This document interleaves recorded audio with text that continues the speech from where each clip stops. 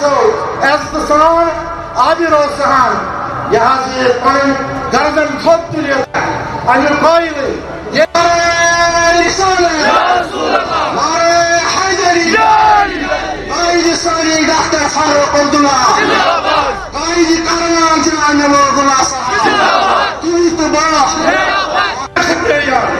We have to vote. We are voters of this state. क्या हमें vote नहीं डालना है? We should know अगर ये वोट हमें यूज करना है, ये वोट हमें डालना है, ये कहाँ पर डालना है? इतना तो हमें समझ होनी चाहिए. उसके लिए अगर किसी प्लेटफॉर्म पर मुझे मौका मिला, किसी भी महफिल में मुझे मौका मिला बात करने का, तो मैंने नेशनल कांग्रेस की होगी. क्यों? कोई आपको पता? इसको तो हटाओ.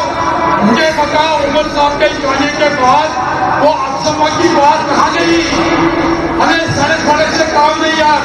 सड़क बनाना हमारा हक है, बिजली हमारा हक है, पावर हमारा हक है.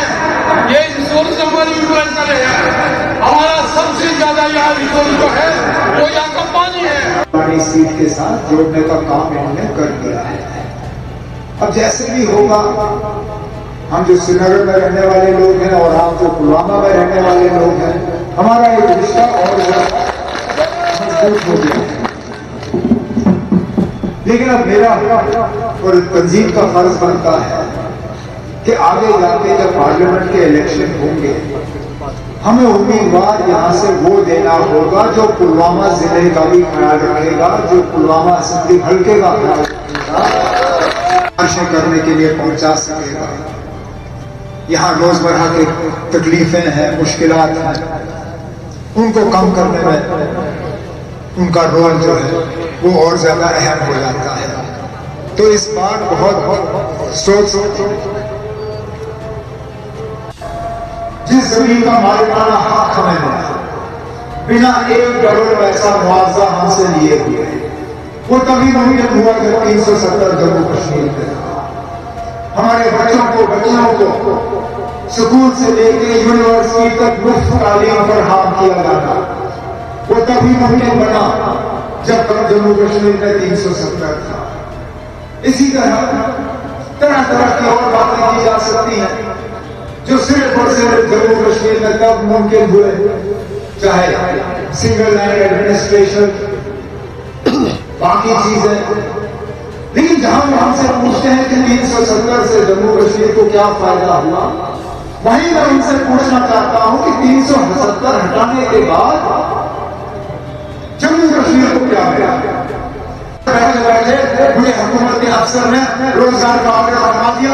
आज मैं सरकारी मुलाजिमत कर रहा हूं.